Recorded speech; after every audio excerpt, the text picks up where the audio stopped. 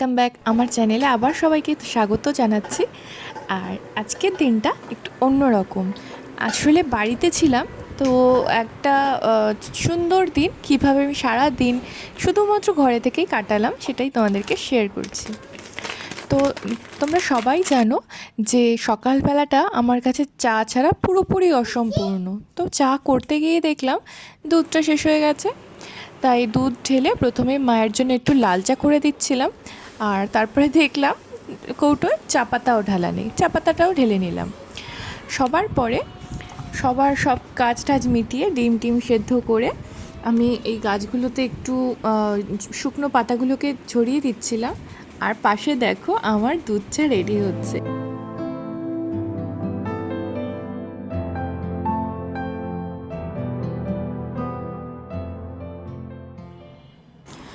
আসলে ব্যাপারটা কি হয়, ছুটির দিনে সকালে ব্রেকফাস্ট তো আমি কিছু খাই না, শুধুমাত্র চাই খাই। ওটা 1.5 থেকে 2 কাপ মতো হয়ে যায়। তো সব কিছু করার আগেই চাটা একটু না খেলে আমি এনার্জি পাই না, তাই চাটা হাতে নিয়ে চলে এসেছি বারান্দায়। দেখতেই পাচ্ছ আমার ছেলে ওয়াশিং মেশিন থেকে টেনে টেনে সব কিছু বের করে দিচ্ছে, আর সে কিনা আমার সাথে এখন চা খাবে। সেই আবদারে দেখো তার ছোট্ট স্টিলের কাপটা নিয়ে চলে এসেছে। তো বাধ্য হয়ে আমার থেকে একটু ঢেলে দিলাম। ছুটির দিনে চুটকু পুটু আর মাম্মা দুজনে দেখো কি সুন্দর একটা ভালো মোমেন্ট শেয়ার করছি আমরা।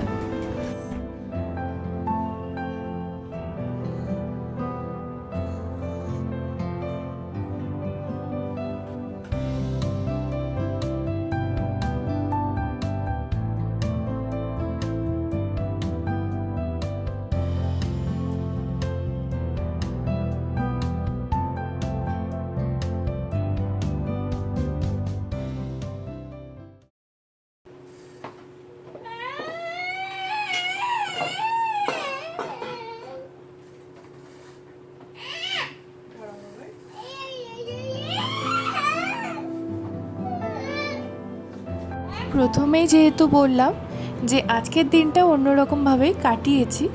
অন্য দিন কি হয়, ঘুম থেকে উঠেই প্রথম কাজ করি বিছানাটা পরিষ্কার করা, কিন্তু আজ না ইচ্ছে করছিল না, জানি না কেন।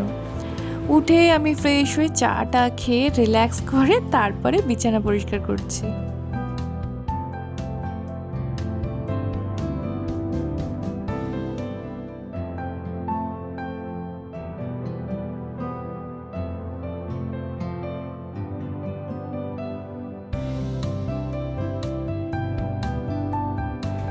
জানলা দিয়ে যখনই বাইরে চোখ যায় এই হলুদ ফুলগুলোর দিকে মনটা জাস্ট ভালো হয়ে যায়। তো যাই, এবার চটপট রান্নার পালা, রান্নাটা সেরে ফেলি। আগের দিন মাছের কিনতে গেছিলাম যখন, মাছের যে দোকানের ছেলেটা, ও কিন্তু আমাকে দেখলে দিদি এটা আজ নিয়ে যাও, দিদি ওটা নিয়ে যাও, ভালো আছে। তো অল্প একটু মাছের ডিম চেয়েছিলাম, ও আমাকে একটা গোটা কাতলা মাছ কেটে সেটার পুরো ডিমটাই ধরিয়ে দিয়েছিল। তো কি রান্না করব, সেই মাছের ডিমটা ভাবছিলাম একটু কষা করব, মানে ডিমের বড়া না বানিয়ে জাস্ট কাঁচা ডিমের কষা আর কি। আর সেই সাথে এই বাড়ি থেকে আনা হয়েছিল কুমড়ো পাতা, তো সেই কুমড়ো পাতারই ভর্তা সেটা আমি বানাবো ভেবেছিলাম। তো ওই জন্য পাতার মধ্যে থেকে যে ডাঁটিগুলো শিরাগুলো সেগুলোকে ছাড়িয়ে নিচ্ছিলাম, পাতাগুলোকে রাখছিলাম। আর হট করেই না মনে পড়লো যে গাছে তো ছাদে জল দেওয়া হয়নি, আবার বেশি রোদ উঠে গেলে তো গাছে যদি সেই সময় জল দিই তাহলে সেটা গাছের জন্য ক্ষতিকর হবে। ওই জন্য রান্নাটা চাপিয়ে আমি চট করে ছাদে চলে এসেছিলাম, একটু জল দিয়ে আবার রান্নাটা করতে লেগে গেছিলাম। এইভাবে দেখো তেলের উপর আমি ওই মশলা আর পেঁয়াজ, আদা রসুন বাটা, লঙ্কার গুঁড়ো, হলুদ গুঁড়ো যা যা লাগে ওইভাবে ভালো করে মশলা কষিয়ে কাঁচা ডিমটা আমি ওর মধ্যে দিয়ে দিয়েছিলাম। তারপরে যখন একটু ভাজা হয়ে গেছিলো, খুন্তির সাহায্যে ওগুলোকে ছোটো ছোটো টুকরো করে ওই গোটা কাঁচা লঙ্কা দিয়ে একটু জল দিয়ে ভালো করে ফুটিয়ে নিয়েছিলাম, আর লাস্টে একটু গরম মশলা দিয়েছিলাম। আর সাথে সাথে আমার তো এই যে আমার চাটা রয়েইছে। আসলে ছুটির দিন ব্রেকফাস্ট বলতে আমার শুধু চা, সেটা 2 কাপ কি 3 কাপও হয়ে যায় কখনো। আর দেখো কাজ করতে করতে এদিকে আমার কুমড়ো পাতাটাকেও ভাপিয়ে নেওয়া হয়ে গেছে।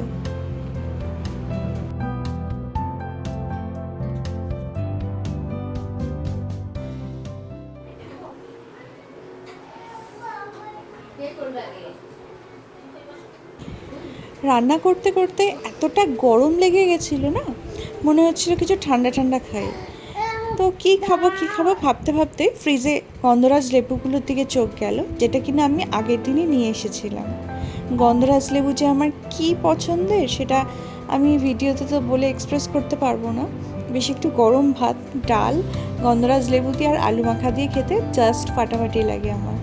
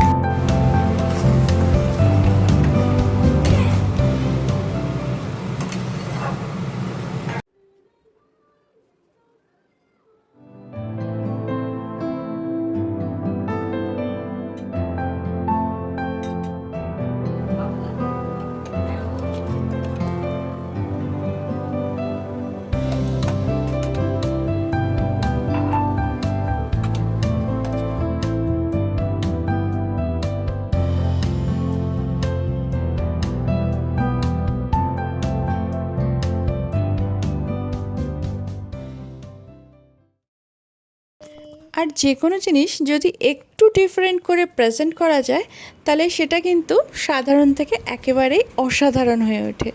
যেমনই সামান্য লেবু জলটায়, এই লেবুর শরবতটাকে দেখো আমি একটু গ্লাসটাকে একটু নুন আর ওই লঙ্কার গুঁড়ো দিয়ে একটু ডিফারেন্ট করলাম, পুদিনা দিয়ে একটু ডেকোরেট করলাম। তো সে মানে টেস্টটা যেন অনেকটা বেশি মনে হচ্ছিল। যাই হোক, ব্লগটাকে আজকে অনেকটা বড় করে ফেললাম। সবাই ভালো থেকো, পরের ব্লগে দেখা হবে। আর আমার ব্লগগুলো ভালো লাগলে প্লিজ চ্যানেলটাকে সাবস্ক্রাইব করো, বন্ধুদের মধ্যে শেয়ার করো। টাটা।